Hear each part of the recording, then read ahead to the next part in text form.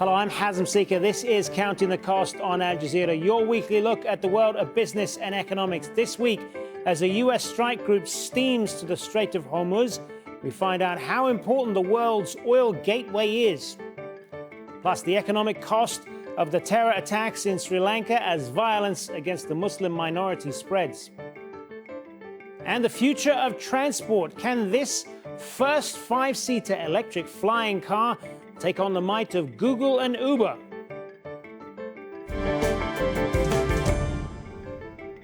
So, the Strait of Hormuz is a critical waterway to the world for Middle East oil and gas producers. About a fifth of the world's crude passes through this narrow strait between Oman and Iran. After the United States pulled waivers for nations trading with Iran, a string of alleged attacks on tankers and drone attacks on pipelines have increased tensions. Add to the mix, Washington ordered some embassy staff in Baghdad to leave, and it sent a US strike group into the region. Al Jazeera's defense analyst Alex Gatopoulus has more. The flagship of Carrier Strike Group 12 is the nuclear-powered USS Abraham Lincoln, one of the largest aircraft carriers in the world, weighing in at over 100,000 tons. It carries some 90 aircraft, including early warning aircraft and several squadrons of fighter jets, each with a combat radius of 380 kilometres, well beyond the range of most coastal artillery and anti-ship missiles. Alongside the carrier, a fleet of ships that act as more than just protection. Their powerful radars can see into a country, track hundreds of aircraft, and they carry the weapons that can destroy targets far inland. In the open ocean, it's very hard to intercept and destroy a large modern carrier group, but the Abraham Lincoln will be operating in the relatively confined waters of the Gulf, much closer to Iran's shoreline and its coastal missile batteries. So what does Iran have? Its air force is antiquated, but for many years it's been producing missiles like this. The Khaliji Fars. It's a large anti-ship weapon with a range of 300 kilometres. Iran does have a sizable submarine fleet with several modern Russian-made Kilo-class subs that are quite enough to sneak up on the US carrier group. The US, of course, just hasn't deployed at sea. It sent 4 B-52 bombers to Al Udeid Air Force Base in Qatar.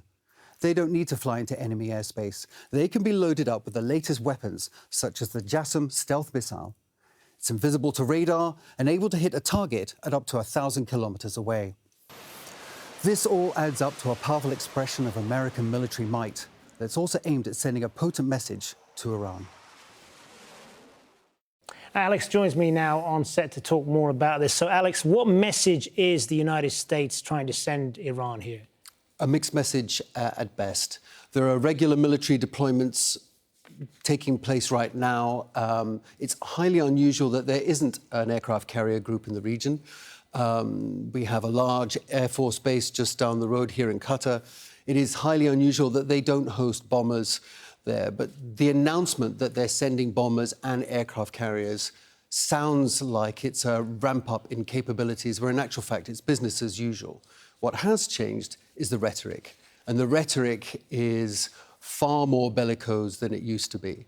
And when you have a load of increased tension, a load of military hardware in the region, the propensity for a mistake or an accident or something intentional or otherwise that will get us into a general conflict is much higher. And what do we know then about this alleged sabotage of the tankers on the coast of the UAE and the Saudi oil pipeline? What's going on there? At the moment, we know less about the sabotage of the ships. It was announced that by the Emiratis and the Saudis that there had been sabotage on the ships themselves. The Norwegian shipping company said that one of its tankers had been damaged by an object, had been holed, even though the damage was minor. The next day, which many analysts say is not uncoincidental, is that you had an attack on a pipeline far inside Saudi territory. Now, this shows a real jump in Houthi drone capabilities. It was attacked by a drone, traveling very slowly, evading a sophisticated air defense system, that managed to attack a pipeline on the same latitude as Riyadh, hundreds of kilometres inside the country. This is something that's never been attempted before, and they succeeded. And this shows a real jump in what the Houthis are capable of. Alex Gatopoulus, thanks very much. And you can read a lot more about Alex's thoughts on this on our website at aljazeera.com. Well, joining me now via Skype from Geneva is Giacomo Luciani. He is an expert at geopolitical energy and director of the Executive Master in Oil and Gas Leadership Program at the Graduate Institute in Geneva. Thanks very much for being with us. So the oil markets have risen by a third over the year, and they are surprisingly relaxed about recent developments in the Gulf. What do you make of that? Well, it's true that the oil market, the oil price has risen, but we should not forget that over the past year, if we count 12 months, the price has been higher than it is today. In fact, it has fluctuated in between $86 and $49. So today we are at 72, 73. So we are in the mid-range. The market is relaxed because it's not clear what is going to happen, and there is significant reserves of oil in case of some unintended consequences. What's the end game here for Washington then? I mean, President Trump has been trying to get troops out of the Middle East, but his national security advisor, John Bolton, appears to be running the show, if you talk to a lot of people, despite both sides saying they don't want war. What do you make of that? Well, exactly. I think the market is perplexed. It's not just my humble self, but in general, people that are looking at the situation are perplexed because they see an American administration that is blowing hot and cold at alternate days. And so I personally don't believe that Mr. Trump that President Trump is truly interested in going to war. So he's letting his security advisor threaten, hoping that this will speed up a cave-in on the part of Iran. But I don't think Iran will cave in. And the events over the last couple of days, drone attacks on a pipeline, the alleged sabotage of tankers off the Emirates. The U.S. is telling some embassy staff to leave Baghdad as well. It appears to be coordinated. To whose benefit? Well, it's not clear to whose benefit. The attacks, depending on the true story behind it, which we don't know, may be a signal that neither Saudi Arabia nor the United Arab Emirates might be able to bypass the Gulf navigation and the Strait of Hormuz. That is one possible interpretation. But, it could also be done in order to increase tension and give credibility to a threat of war, which otherwise might not have all that much credibility. And what kind of disruption would closing the Strait of Hormuz do to the global flow of oil if that were to happen?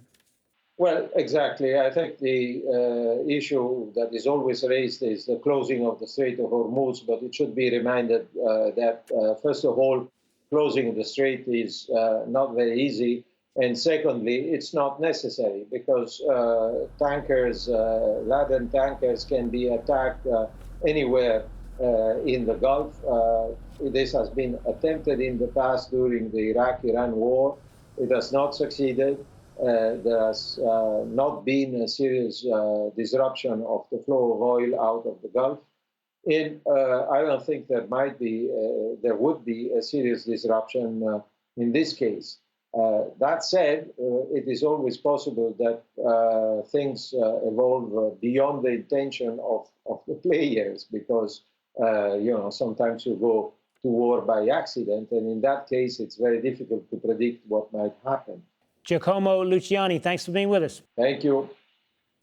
Well, China has vowed to defend its companies after a U.S. government decision to place Huawei and 70 of its affiliates on a trade blacklist, calling it unreasonable. Washington believes equipment produced by the Chinese company could be used to spy on the U.S. Huawei has repeatedly denied those allegations. Adrian Brown reports now from a tech trade show in Tianjin. What you see here is at the heart of the trade dispute between China and the United States. The two countries are competing to be world leaders in artificial intelligence, robotics and 5G technology. Showcasing its achievements, Huawei, China's national tech champion. Its expansion plans in the United States now seem over after the US put the firm and its affiliates on a trading blacklist. An issue too sensitive for this company official to discuss. America is a country, ours is a company, so sorry. Okay. But he's confident Huawei will still thrive in other markets. Sooner or later, we will get a higher level, but we hope we can cooperate each other with other countries.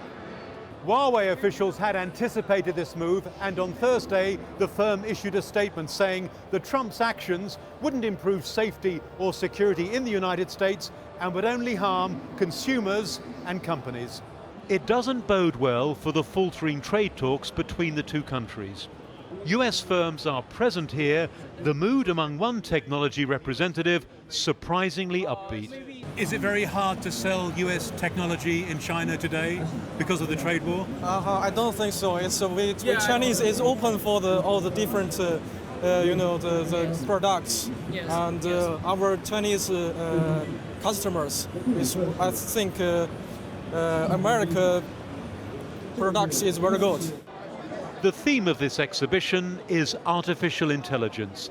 In China, the technology is widely used in surveillance and facial recognition cameras, especially in the far western province of Xinjiang, where they monitor, track and rate members of a largely Muslim group known as the Uyghurs.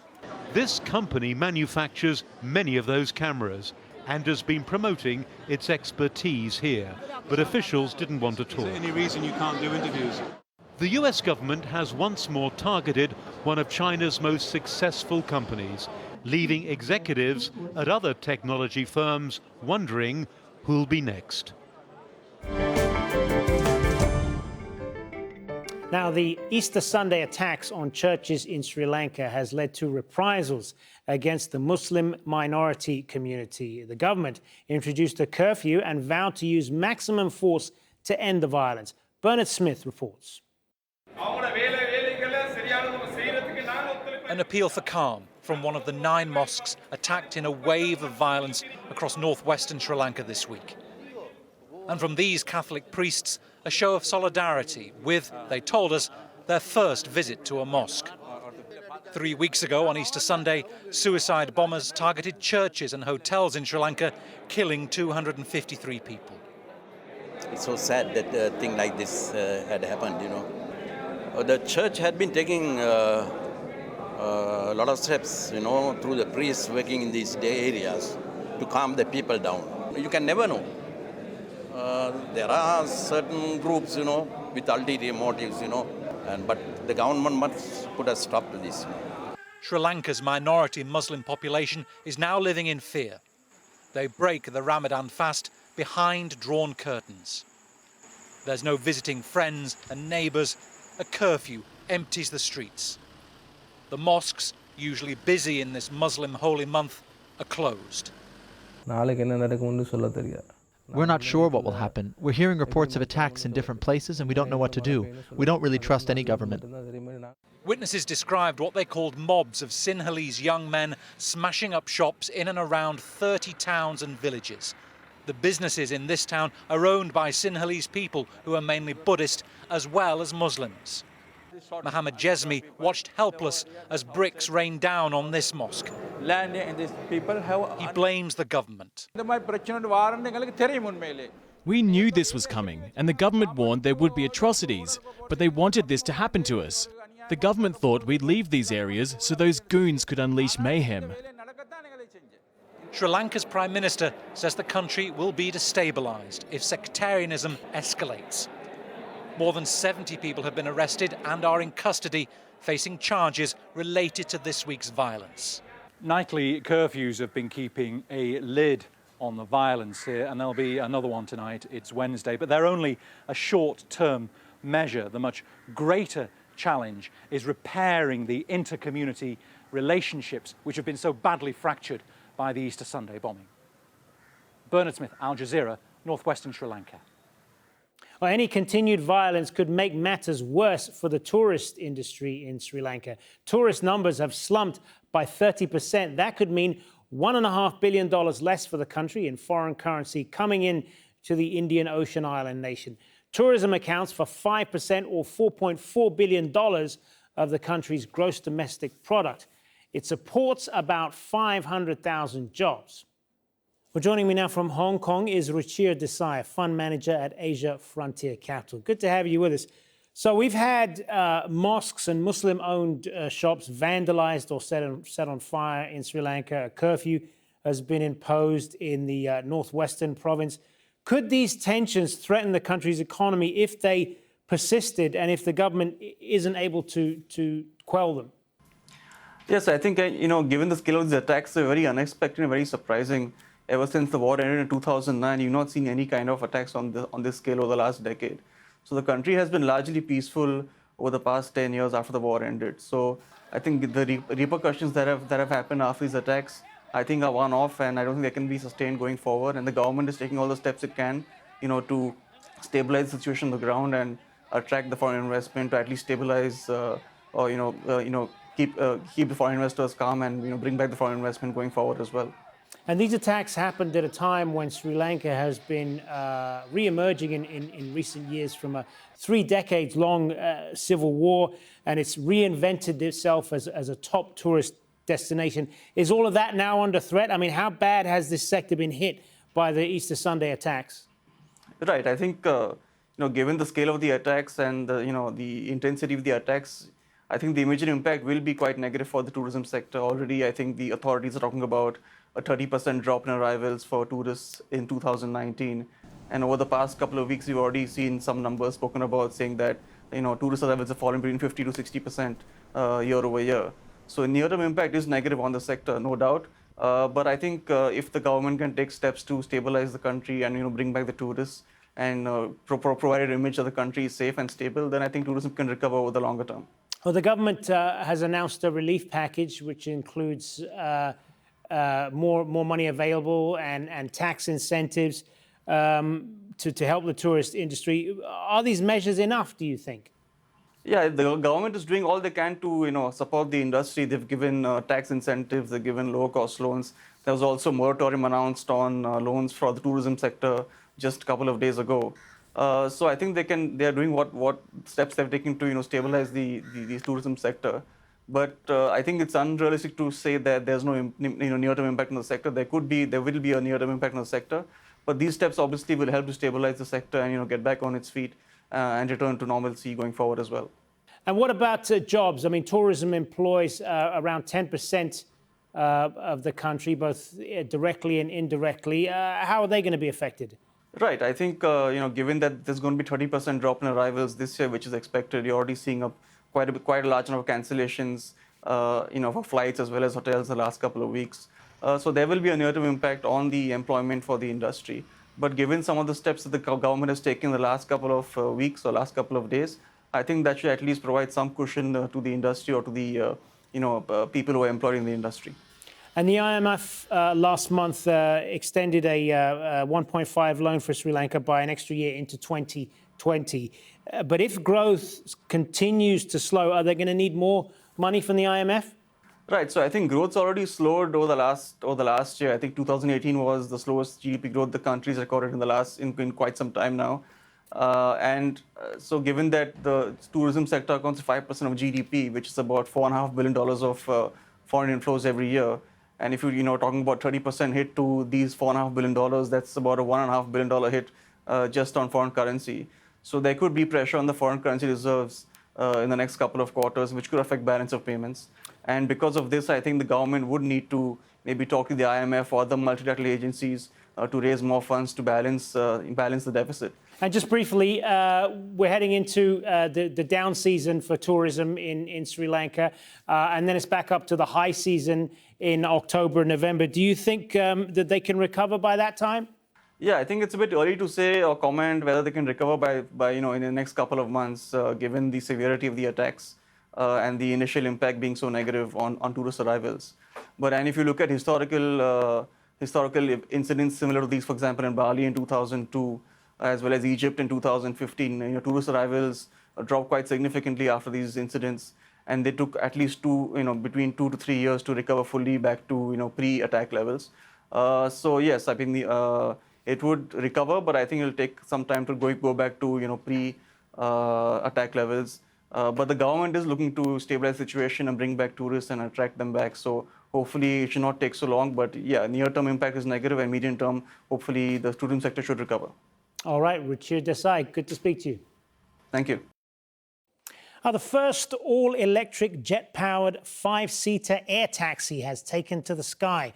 A Munich-based startup has beaten Uber and Google's Larry Page to build and test a commercially viable vehicle.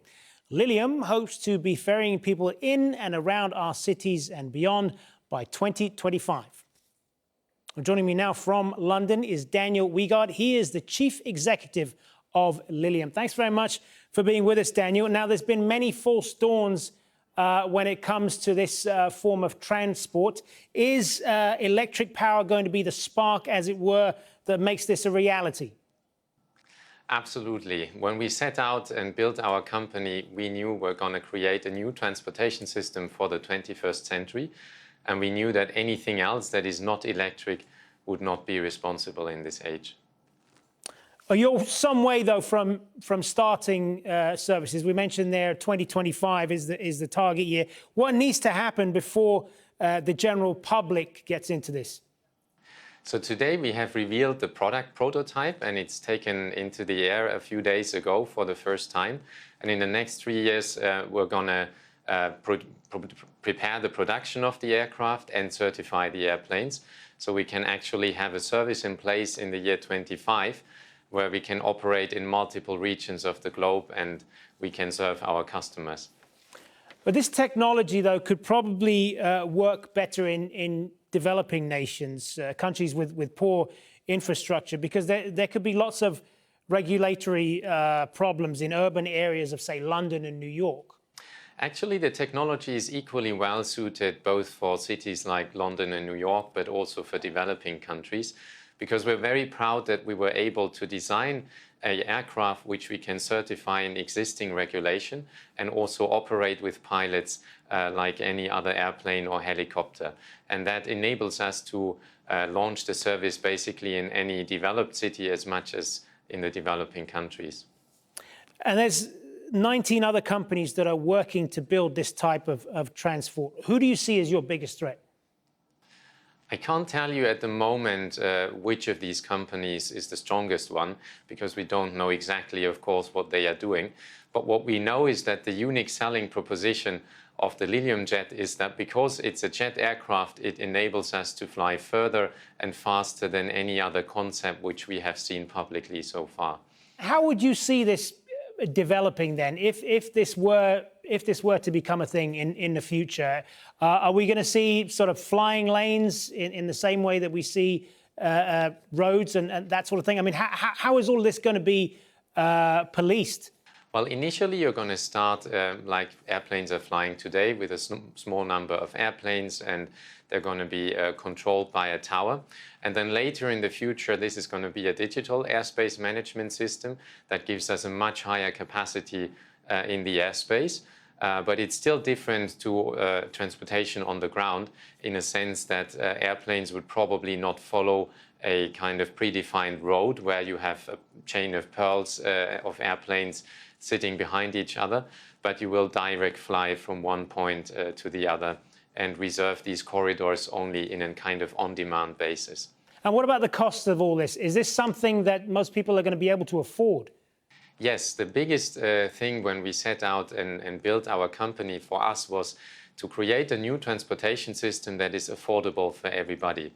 And we think we have achieved this with the technology and the knowledge we have now, that we can actually offer these services at a comparable cost to a taxi when we launch, and to a comparable cost like your own car when you drive it to work, for example, once the system is flying autonomous later in the future. All right, should be fascinating to see how this does develop. Daniel Vigard, thanks very much for being with us. Thank you. And that is our show for this week. Remember, you can get in touch with us by tweeting me at Hazem Seeker. Use the hashtag AJCTC when you do, or drop us an email. countingthecost@aljazeera.net is our address. There's more for you online, as always, at aljazeera.com/CTC, taking you straight to our page, which has individual reports, links, and entire episodes for you to catch up on. So that is it for this edition of Counting the Cost. I'm Hazem Seeker from the whole team here. Thanks for joining us. The news on Al Jazeera is next.